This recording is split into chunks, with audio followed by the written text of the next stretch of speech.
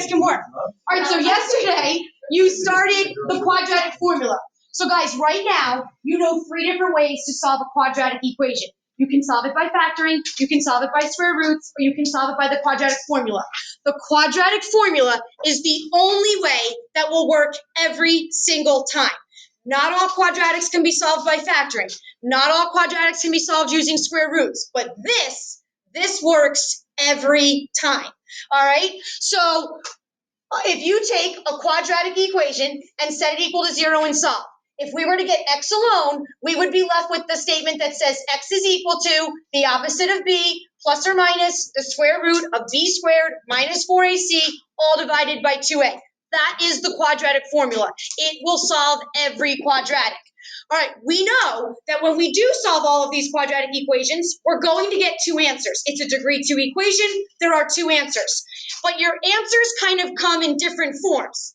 Either you're going to get 2 completely different real numbers, and that tells us that that is a parabola who has 2 completely different x-intercepts.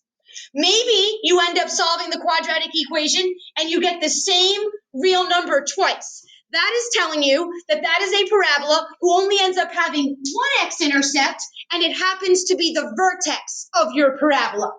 And then you can solve a quadratic equation and you end up getting 2 different imaginary numbers as your answers. And then all that ends up telling you about the graph is that this one doesn't have any x-intercepts. There are no real number x's where his graph will cross over the x-axis. So his parabola is either completely above the x-axis or completely below. So that's how many answers you can get. That's the kind of answers you can get, and that's what the answers will tell you about his parabola. Hello, Miss Dow. I did get your text, and I do have to talk to you guys. There's a couple of things I want to I'm only doing 2 problems. If you want to stay for a second or come back. Really Oh, math. I know. I'm Mr. Dow. Oh my goodness. What? Yeah, not Mr. Dowd here. Mr. Dowd from the middle school. Oh, I know him. Mr. Dowd here is my older brother. Oh, really? No Oh. way. He's a nice guy. Not as nice as me.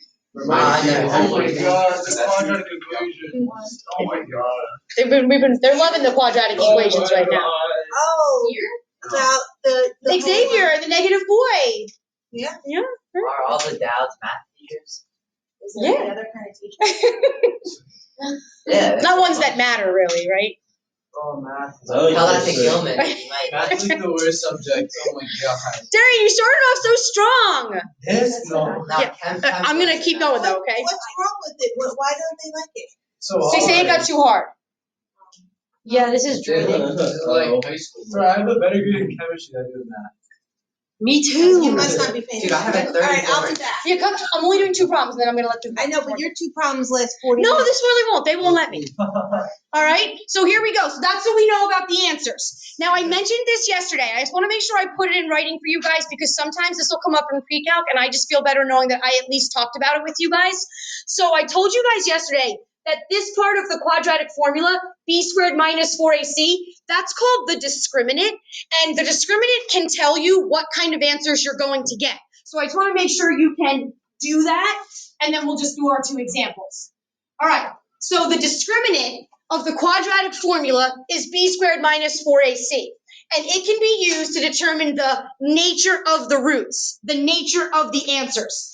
If you know what b squared minus 4ac becomes, if you know what number it turns into, then it can tell you whether you're going to have 2 real number answers, the same answer twice, or 2 imaginary answers, just by knowing who b squared minus 4ac is. So sometimes in pre-calc, you don't actually have to solve the problem, you just have to know how many and what kind of answers you get.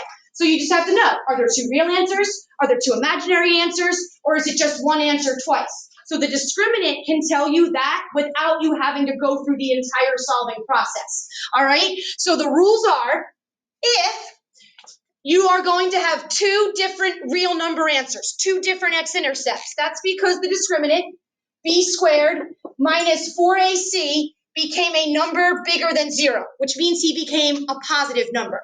Because that means you would be taking the square root of a positive number. And that's a good thing in math. And that would create 2 completely different real number answers. If you're going to get the same answer twice, that's because the discriminant, b squared minus 4ac, end up equaling 0. You got the square root of 0. And we did. That was example 2 yesterday. When we got the square root of 0, we got the same answer twice.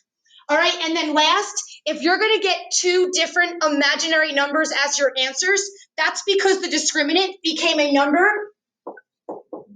that was negative, less than 0. Exactly, because then it means you would be taking the square root of a negative number, and we know that's not okay in math. So the discriminant can tell you what kind of answers you're going to get without you having to solve the entire problem. All right, so again, I just like putting that there in case it ever comes up in the future, but that's how you can tell what kind of answers you're going to get. All right, let's do it. Let's try 2 questions and then I'll let you guys start working. Miss Hardy, I didn't know you knew how to speak gibberish. This is not gibberish. This is beautiful, beautiful love language over here, Jake. Math is the best. This is love. Yeah. All right, here we go. Let's try this one. Let's say you were asked to solve this quadratic equation. But I might actually complain on this. Okay. So guys, technically in the future, looking at this problem, you could be like, oh, it's a quadratic equation. I could solve it by factoring. I could maybe use square roots. I could maybe use the quadratic formula. Right now, what method could you definitely not use to solve this one? No. Definitely, you know right now, it's the only one that works every time. Square roots. Why do you know you can't solve this one using square roots? It's not negative, it's got what? It's not equal to It's got a bx term. If there is a bx term, you cannot use square roots. So that leaves factoring. And with that leaves factoring or the quadratic formula.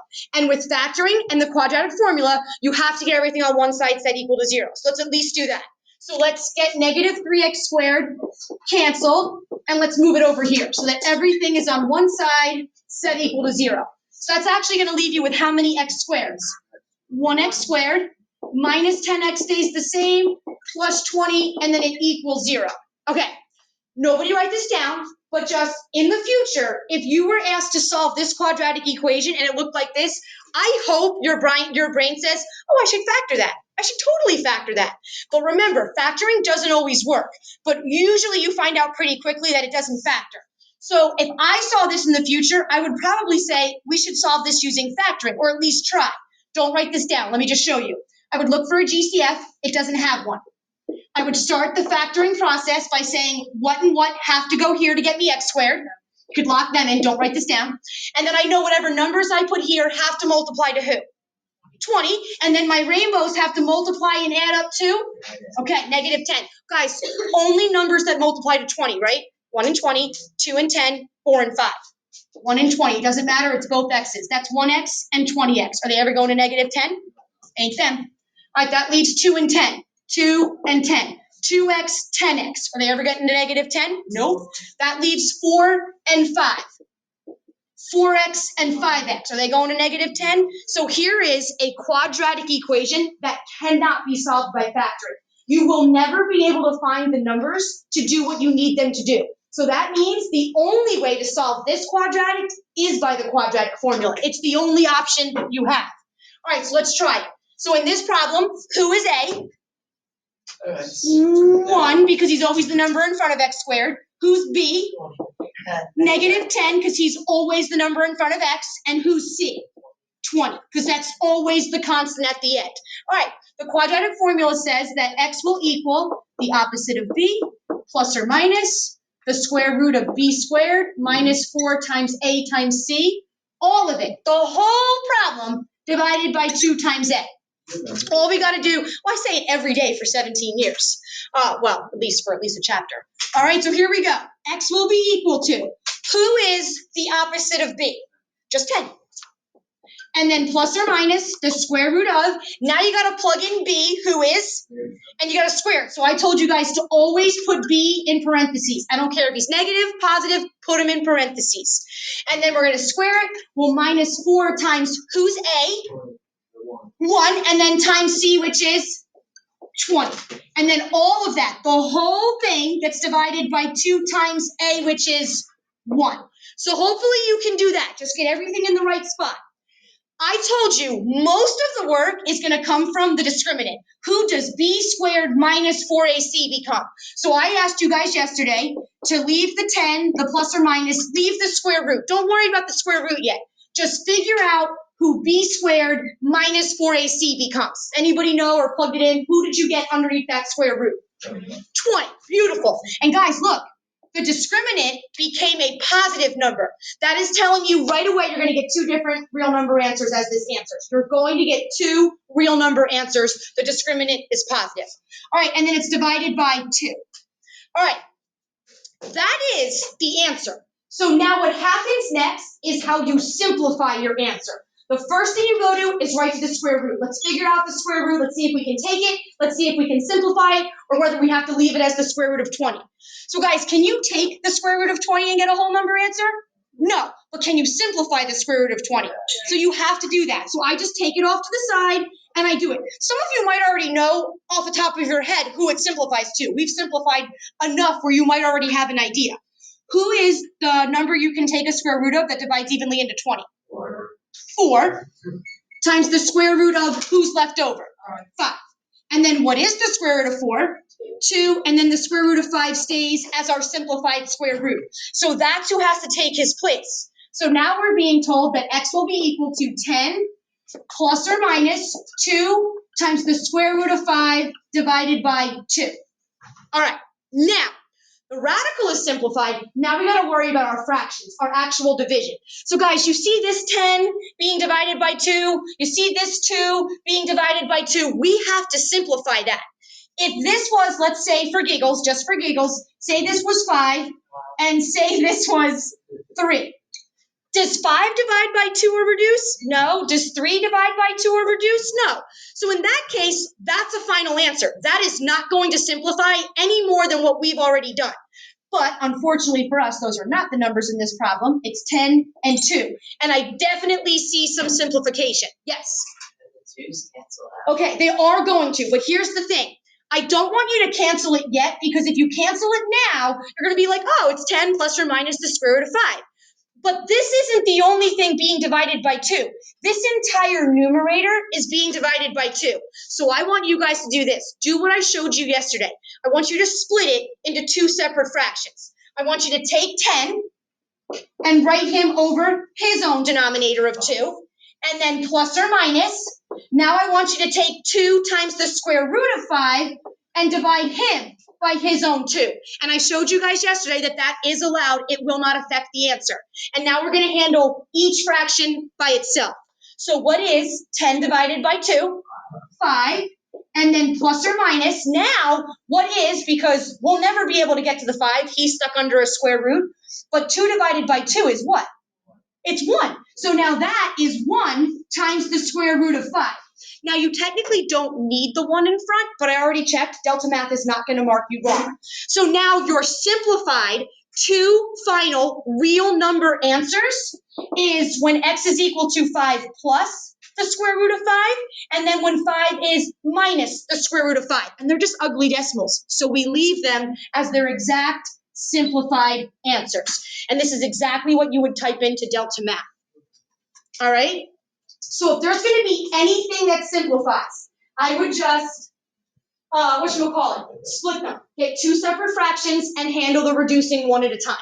All right, do you guys feel okay? All right, I want to do one more that gets you negative square roots. So we can have an imaginary answer. And then I'm going to let you guys do the rest of the period to work on your homework. You just make it up in your head. No, I get them off books, websites. Oh, no, I do not.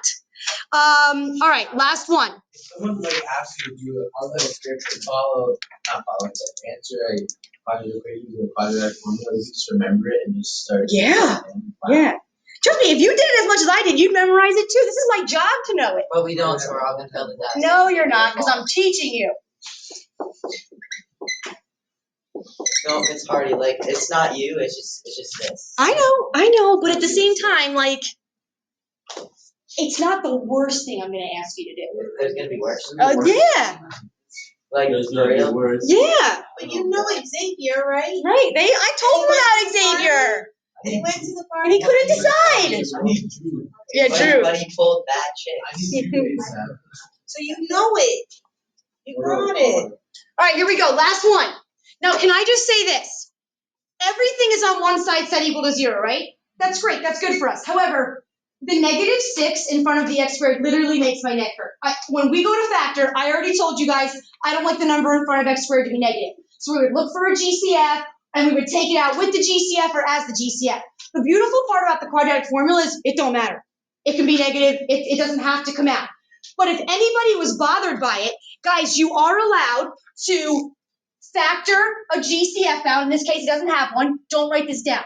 You are allowed to factor -1 out and say 6x squared minus 12x and then plus 7 equals 0.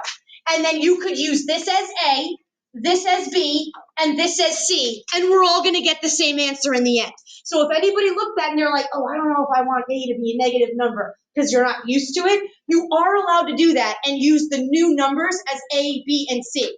If you don't want to, then don't. It will not matter. I'm probably going to guess that most of you are just going to dive right into the formula, so I'm going to do it like this, even though it goes against everything I believe in. All right, so in this problem, who is A? Oh, it is. Okay. Who is B? 12, and C is -7. All right, we got them. Let's pump them into the formula. Let the formula do all the solving for us. The formula says x is equal to the opposite of B plus or minus the square root of who, Jake? The square root of?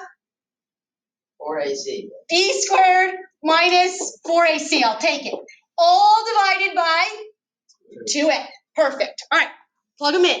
All right, so right now we need the opposite of B. So who's the opposite of B?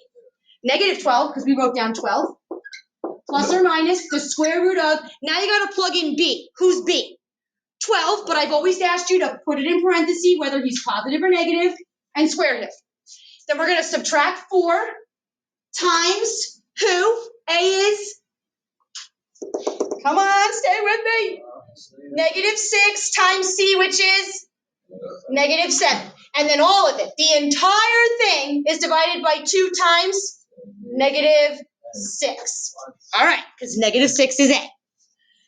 Everybody, you got to go to that discriminant. You got to figure out who does B squared minus 4AC become. Figure out what number you will be taking the square root of. So x will be equal to -12 plus or minus the square root of who did B squared minus 4AC become? -24. Uh-oh. Guys, that means the discriminant is a negative number. So that's telling you right away what kind of answers are you going to be getting to this quadratic equation. Imaginary. You're going to take the square root of a negative number. We're going to get imaginary ones. Equals -12. Okay. At the very least, we have to go to that square root and fix him.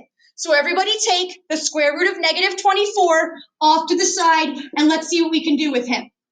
When it's a negative square root, who do we always factor out first? The square root of -1 and then the square root of who's left? Positive 24. All right, who is the square root of -1? I. And now either we will take the square root of 24, we will simplify the square root of 24, or we will leave the square root of 24. Can you take the square root of 24? No. But what number can you take a square root of that divides evenly into 24?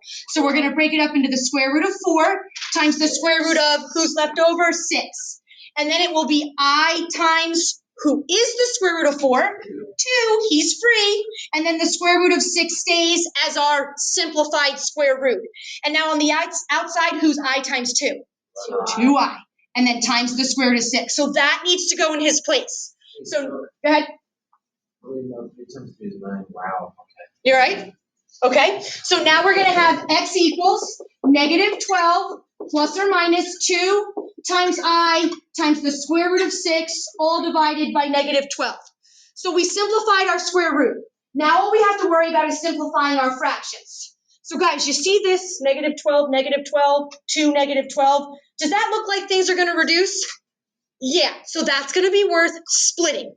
If this was a 5 and this was a 7, then I would be like, don't even bother. Nothing's going to divide or reduce. But we definitely see some numbers that can, so let's split it. So I want you guys to write -12 over his own denominator of -12. And then plus or minus goes in the middle. Now I want you to put 2 times I times the square root of 6 over its own denominator of negative 12. And now we'll handle each fraction one at a time. So what's negative 12 divided by negative 12? It's number 1. That's just a number. It's not even a fraction anymore. It's 1. And then plus or minus. This is all attached by multiplication. So 2 and negative 12 are fair game to be reduced. What does 2 over negative 12 reduce to? 1 and then negative 6. So now you're going to have 1 times I times the square root of 6. Divided by negative 6. And now it's only this one who stayed a fraction. That became a whole number. It's no longer all over some denominator. So you would type in 1 plus or minus 1 times I times the square root of 6 divided by negative 6. And you're done. That is your simplified 2 imaginary answers. All right, are you guys okay? Yes, kind of, sort of. The more you practice, the better you get. It is the simplified that worries me, but they don't all simplify. Sometimes it's just a square root that has to stay, and then none of your fractions simplify either. All right? All right, I want you guys to use the rest of the period to work on yesterday's homework that is due tonight or today's homework that is due tomorrow. It's all on Delta Math. Go ahead, Chris. So, what's the final answer? 1 plus or minus 1, you don't have to have the 1 here, but you can. 1 times I times the square root of 6 divided by negative 6. Yeah. Because negative 12 divided by negative 12 is 1. When you have the word you did it. This one right here? Yeah. Oh, this one is because 2 over negative 12 reduces to 1 over negative 6. You don't have to have that one. Because this became 1 over negative 6. 2 over negative 12 reduced to 1 over negative 6, yes? Yeah. So Bianca, you can put the 1 in front here, but it's not 100% necessary. It's really just a personal preference. I probably wouldn't put it, but it's there, so I don't know if you're going to want to see it. Okay? Yeah, but he's not the same as the one that we got first. All right? All right, you guys, you got it. You got the rest of the period. Let me know if I can help on anything. Oh, my papers. You got late math.